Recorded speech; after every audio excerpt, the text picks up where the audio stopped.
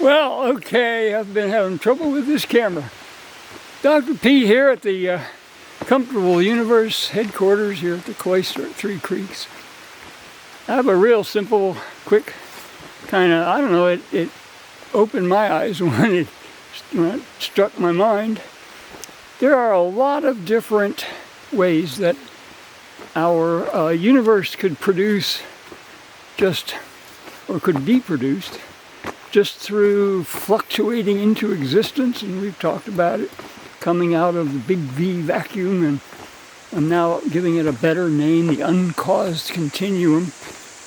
It doesn't matter how you talk about it or how it actually works, but there are ways in which things can pop out of essentially sort of random chaos. And one of the famous things that got talked about for a long time and still is an issue, a thing called Boltzmann Brains, which I hate.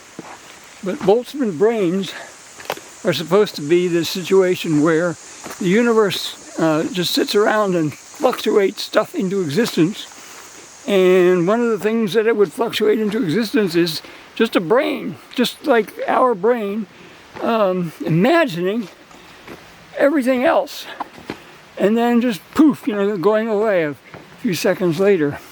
And the argument, or the problem with that argument, is that it's much more likely, because it's simpler, so the argument goes, to fluctuate just the brain than to manufacture this whole complex universe. So, be that as it may, I don't agree with that, because the universe doesn't fluctuate into existence as it is, according to our comfortable universe theory, or idea, or proposals. It fluctuates into existence as a simple thing and then evolves. So the simple thing can evolve physically sensible brains with real environments. But even it can produce, with these random fluctuations always happening everywhere, coming out of the vacuum, anything can just pop into existence. I could suddenly be transported to Cleveland, or another version of me could suddenly just appear in Cleveland while I'm still here. It's always possible that these things could fluctuate into existence. So, I've taken a long time to get to my point.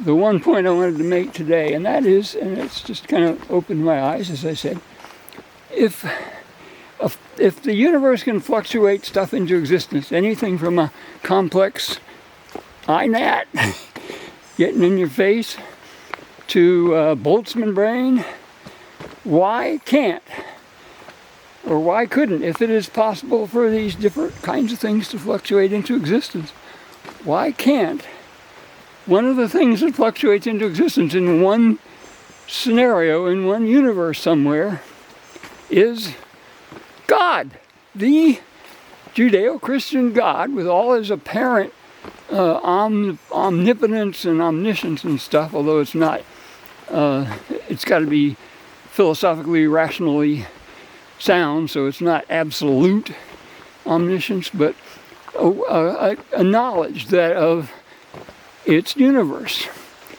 What fluctuates into existence is God and his universe, and creating it. God capable of creating the universe we have, and therefore fluctuating into existence, we have our creator being. Where's the argument? Where's the flaw in that argument? That's the question. Love to hear some feedback, but as I've been thinking about it, anything can fluctuate into existence, and that's one really useful one, because there sure are a lot of people who would say, here we are, we've got a benevolent creator being that created the universe. Can't can't argue against it. Can't definitively say, no, you're wrong, that's stupid. It's not stupid at all. Okay, I think I made my point. Point for discussion, because frankly, my argument is that that's just not as nearly as physically plausible, as statistically likely as the simplest universe, coming from a simple pair of particles interacting with one another and then evolving as the process that we've been talking about all along. Okay, as usual, thought this was going to be a really short video, and on I rambled, and on I went. Thank you for listening. Give me some feedback if you have a response to this. God fluctuated into existence along with his ability to create his universe. That's all for now. Take care. Thank you very much for listening. Bye-bye.